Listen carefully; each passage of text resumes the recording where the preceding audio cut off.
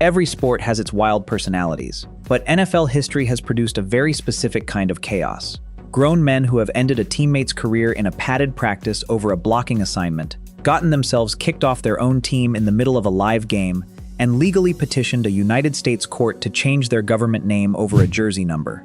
By the time we reach number 1 on this list, we're talking about a man who stripped his own jersey off in the third quarter of a game his team was still trying to win, threw it into the crowd, and jogged into the tunnel, while the play clock was still running.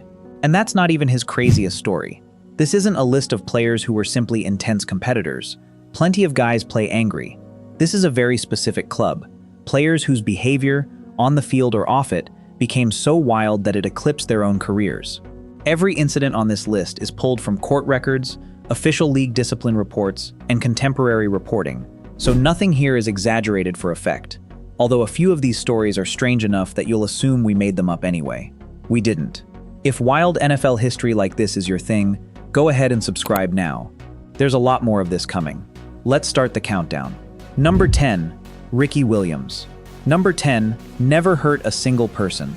He got suspended, repeatedly, for something almost nobody in NFL history has ever walked away from a Hall of Fame caliber career over: marijuana, undiagnosed mental health struggles, and a flat refusal to pretend he was okay when he wasn't.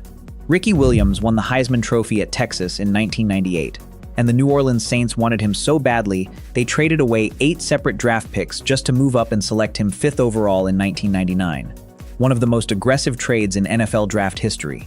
He went on to lead the entire league in rushing yards in 2002 with the Miami Dolphins. Then, on August 2, 2004, at the absolute height of his career, Ricky Williams simply walked away. He'd failed a 3rd drug test for marijuana, was facing a 4-game suspension and a $650,000 fine, and instead of fighting it, he retired on the spot. While the football world tried to make sense of it, Williams went off to study Ayurveda, an ancient Indian holistic medicine practice, at an institute in rural California. He came back in 2005, failed another test in 2006, and sat out the entire season. He played briefly in the Canadian Football League, then returned to the Dolphins in 2007. Williams later revealed he'd been quietly managing social anxiety disorder his entire career, something marijuana genuinely helped with, at a time when the NFL treated any use of it as a zero-tolerance offense, no matter the reason. Teammates and media nicknamed him Ricky Weirdo for hiding behind an oversized visor to dodge attention and living a vegetarian, yoga-practicing lifestyle that felt foreign inside an NFL locker room in the early 2000s. He still finished his career with over 10,000 rushing yards. These days, Williams runs his own cannabis lifestyle brand, a Heisman pun called Heisman, and says openly that the culture has finally caught up to him. Ricky Williams wasn't unhinged in the violent sense. He was unhinged in the sense that he refused to be anyone other than exactly who he was, even when it cost him years of his own career. Number 9, Chad Johnson, Ochocinco. Number 9 legally petitioned a United States court to change his own last name because of a $5,000 fine. Chad Johnson was one of the most electric wide receivers of the 2000s, a 6-time Pro Bowler who led the NFL in receiving yards in 2006. But Johnson is remembered just as much for treating every single Sunday like his own personal talk show. In 2006, during the NFL's Hispanic Heritage Month, he wore a nameplate reading Ochocinco on the back of his jersey number 85, translated into Spanish. The league fined him $5,000 for it. Most players would have let that go. Chad Johnson filed legal paperwork instead. In the summer of 2008, he legally changed his name to Chad Ochocinco, turning a $5,000 fine into a permanent legal identity, seemingly just to spite the league office. A year later, he floated changing it again, this time to Hachi-Go, the Japanese translation of 8-5. He never followed through on that one, and the name change was really just the headline. Over his career, Johnson rode a mechanical bull, raced a racehorse down a track, proposed to a cheerleader on the sideline as a touchdown celebration, and once pretended to bribe a game official with a $1 bill on live television. He appeared on Dancing with the Stars. He got his own reality show. In 2012, ahead of his wedding to Evelyn Lozada, he legally changed his name back to Chad Johnson, telling reporters he'd simply done enough with the Ocho persona. Underneath all of it was a genuinely great football player, 6 Pro Bowls, 4 All-Pro nods, a decade of dominant numbers. But ask most football fans what they remember about Chad Johnson, and it won't be the stats. It'll be the fact that for 4 straight years, there was a man legally walking around the United States named Ochocinco. Number 8. Randy Moss. Number 8 is responsible for one of the most famous sentences in NFL broadcasting history. 3 words, from an announcer who wasn't even trying to be funny, that instantly became legendary. A disgusting act. Randy Moss was, by nearly every statistical measure, one of the greatest deep threat receivers to ever play the position. He was also one of the most fined players of his generation for pure attitude. In a 1999 playoff game in St. Louis, he squirted a referee in the face with a water bottle out of frustration, drawing a $25,000 fine. But the moment that truly defined him came in an NFC wildcard game at Lambeau Field on January 9, 2005. Moss caught a fourth-quarter touchdown pass that put the Vikings up 2 scores over the Packers, jogged to the goalpost, turned his back to the Green Bay crowd, and pretended to pull down his pants and moon them. Fox announcer Joe Buck called it live, on air, as a disgusting act. The NFL fined Moss $10,000. Years later, Moss finally explained himself. Green Bay fans had mooned the Vikings team bus earlier that season, and the Packers marching band had mockingly spelled out, "Where you at, Moss?" with their horns while he was sidelined with an injury. He'd been waiting the entire season for a chance to give it right back to them, in the biggest possible moment, inside their own building. Moss retired with more than 15,000 receiving yards and 156 touchdowns, numbers that get him into any Hall of Fame conversation on pure merit. But for an entire generation of football fans, 3 words from Joe Buck will always come first. Number 7. Terrell Owens. Number 7 turned a media scrum into one of the strangest press conferences in NFL history, while doing sit-ups, shirtless, in his own driveway. Terrell Owens was a 6-time Pro Bowl receiver with the 49ers, Eagles, and Cowboys, and one of the most physically dominant wideouts of his generation. He was also, by his own design, one of the most chaotic personalities professional football has ever produced. In September 2000, playing for the 49ers, Owens scored 2 touchdowns against the Dallas Cowboys and celebrated both by running to midfield to pose on the Cowboys' own star logo, the second time triggering a brawl after Cowboys safety George Teague blindsided him. Owens was suspended a game and fined $24,000 for it. That was just a warm-up. In August 2005, a contract dispute with the Philadelphia Eagles turned into a public shouting match with head coach Andy Reid, and Owens was sent home from training camp. When reporters showed up at his house, Owens didn't hide. He came outside, took his shirt off, and started doing sit-ups on his driveway while calmly answering questions. Years later, admitting his publicist had been feeding him talking points through a hidden earpiece the entire time. By 2006, now with the Cowboys, Owens had turned his celebrations into appointment television, telling fans to get your popcorn ready. He once caught a touchdown, lay down in the end zone, and used the football as a pillow to pretend to nap. In 2018, when he was finally voted into the Pro Football Hall of Fame after years of being passed over, Owens skipped the official Canton ceremony entirely and held his own unofficial celebration instead, at his old college, on his own terms. Even his own induction wasn't allowed to go according to plan. We're 7 names deep, and every one of these guys still has a defensible Hall of Fame case despite everything you just heard, which tells you how much talent it takes to survive this kind of chaos and still have a career. If you're enjoying this one, hit like right now. It's a 2-second action that tells YouTube to put this in front of more football fans. We've still got the 3 most unhinged names left. Let's keep going.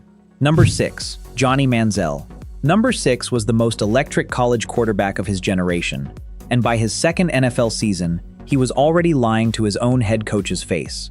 Johnny Manziel won the Heisman Trophy in 2012 as a redshirt freshman at Texas A&M, the first freshman in history to do it, flashing a money-rubbing hand gesture after big plays that became his signature. The Cleveland Browns drafted him 22nd overall in 2014, and the celebration that followed in New York reportedly included Drake and magnums of champagne before Manziel had thrown a single professional pass. His rookie season went badly enough that he spent 10 weeks in a Pennsylvania treatment facility that offseason. He came back, retired the money sign as a show of maturity, and in November 2015 was finally named the Browns' starting quarterback. He promised publicly that he wouldn't embarrass the organization during the team's upcoming bye week.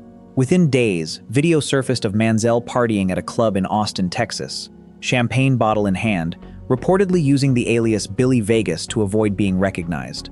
When head coach Mike Pettine asked him directly about it, Manziel claimed the footage was old. It wasn't. That lie, more than the partying itself, is what got him benched to third-string days after finally winning the starting job back. Weeks later, ahead of the regular season finale, Manziel missed a team meeting and was placed in the concussion protocol, while reportedly having been in Las Vegas the night before. The Browns released him in early 2016. Manziel has since gotten sober and been remarkably candid about the entire collapse, both in interviews and in a 2023 Netflix documentary about his rise and fall, calling his own choices back then exactly what they were: reckless. Number 5. Ndamukong Suh. Number 5 has been fined by the NFL so many times for pure, targeted violence that the league's disciplinary letters practically read like a list of body parts you're not allowed to attack. Ndamukong Suh entered the league as a can't-miss defensive tackle out of Nebraska, and immediately built a very different kind of reputation. On Thanksgiving Day 2011 with the Detroit Lions, Suh stomped on the arm of Packers lineman Evan Dietrich Smith, earning a 2-game suspension. 1 year later, on Thanksgiving Day 2012, he kicked Houston Texans quarterback Matt Schaub directly in the groin during a pass rush, drawing a $30,000 fine. In 2013, the league hit him with a $100,000 fine for an illegal low block on a Vikings center during an interception return. Then, in a Week 17 game in December 2014, cameras caught Suh stepping onto Green Bay star quarterback Aaron Rodgers' already injured leg, twice, as Rodgers lay on the ground. The NFL suspended Suh for the following week's playoff game, a punishment later reduced to a fine on appeal. Suh's peers didn't need convincing. He was voted the dirtiest player in the NFL multiple times in anonymous polls of his own fellow players. And yet, through all of it, he remained one of the most dominant interior defensive linemen of his era, a perennial Pro Bowler that opposing offensive coordinators genuinely feared, just for entirely different reasons than most players earn that fear. Number 4. Albert Haynesworth. Number 4 is responsible for a single play so violent that the NFL had to invent a punishment that had never existed before, just to respond to it. On October 1, 2006, the Tennessee Titans were hosting the Dallas Cowboys, and after a Cowboys touchdown run, Dallas center Andre Gurode ended up on the ground with his helmet knocked off. Titans defensive tackle Albert Haynesworth, all 6'6" and 320 pounds of him, walked over and stomped his cleat directly onto Gurode's exposed, helmetless face. Not once, but twice. Gurode needed 30 stitches to close the wound near his right eye. Haynesworth was ejected immediately, and the next day, the NFL suspended him 5 games without pay. At the time, the longest suspension in league history for anything that happened on the field, more than double any previous punishment for on-field conduct. Haynesworth apologized almost immediately, telling reporters flatly that what he'd done was disgusting and that he deserved whatever came next. It wasn't entirely out of character. He'd already kicked another player's head during a 2003 training camp session. Despite it all, Haynesworth went on to make 2 Pro Bowls and earn 2 first-team All-Pro selections, a reminder of how talented you had to be for a team to keep giving you chances after something like that. Number 3. Vontaze Burfict. Number 3 is the answer to a trivia question nobody wants to be the answer to, who eventually broke Albert Haynesworth's record for the longest suspension in NFL history. Vontaze Burfict was a first-round talent at Arizona State who went completely undrafted in 2012 over character concerns, and then spent the next several years proving every one of those concerns correct. Playing for the Cincinnati Bengals, Burfict racked up more than $400,000 in career fines for illegal hits, becoming, by the league's own numbers, the single most fined player for player safety violations of his era. He was suspended 3 games in 2016 for a helmet-to-helmet hit on Antonio Brown that knocked him out of a playoff game, suspended again in 2017 for a hit on a defenseless player, and hit with a 4-game suspension in 2018 for violating the league's PED policy. Then in September 2019, now with the Raiders, Burfict speared Indianapolis Colts tight end Jack Doyle in the head while Doyle was already going down, and the NFL suspended him for the rest of the season. 12 games. The longest ban for an on-field act in NFL history, surpassing Haynesworth's record from 13 years earlier. Even Burfict's exits came with flair. In one 2017 game, after making contact with an official and getting ejected, he strolled off the field flashing Johnny Manziel's own money sign celebration at the crowd on his way out, seemingly unbothered by any of it. Number 2. Bill Romanowski. Number 2 ended one of his own teammates' careers during a padded practice, over a routine blocking assignment, and the league never even filed charges. Bill Romanowski played 16 NFL seasons for the 49ers, Eagles, Broncos, and Raiders, racking up more than 1,100 career tackles and a reputation as one of the most savagely violent players the league has produced. In December 1997, on Monday Night Football, he spit directly in the face of 49ers receiver J.J. Stokes after a play. In a preseason game that same year, a vicious hit on quarterback Kerry Collins broke Collins' jaw, drawing a $20,000 fine. He was also documented kicking a fullback in the head during a separate game. But the incident that truly defines him happened away from cameras, at Raiders training camp on August 24, 2003. During a routine practice drill, backup tight end Marcus Williams blocked Romanowski, and Romanowski responded by tearing off Williams' helmet and punching him directly in the face, with such force that witnesses 15 yards away heard the impact. Williams' left eye socket shattered. His career was over at 27 years old. Williams sued and won $340,000 in a 2005 civil trial. Romanowski was never criminally charged, though the Raiders fined him $60,000. On the witness stand, Romanowski described himself, almost apologetically, as living a Jekyll and Hyde existence, a mild-mannered family man off the field, and something else entirely once he put the pads on. Years later, he was also named in connection with the Balco steroid scandal that rocked professional sports in the early 2000s. Number 1. Antonio Brown. And that brings us to number 1, the man who somehow made every single story on this list look like a warm-up act. Antonio Brown was, for a stretch in the mid-2010s, arguably the best wide receiver alive, a perennial All-Pro with the Steelers. But his final NFL years turned into one of the strangest self-destructions in modern sports. In January 2020, in a dispute over a $4,000 moving bill at his Florida home, Brown threw a rock at the moving truck as the driver tried to leave, then, according to police, physically pulled the driver from the truck cabin and struck him. He was charged with felony burglary with battery, pleaded no contest, and was later ordered to pay the driver $1.2 million in a separate civil judgment. The NFL suspended him 8 games. The Buccaneers signed him anyway in 2020, on the explicit condition that one more incident would end it immediately. It nearly held.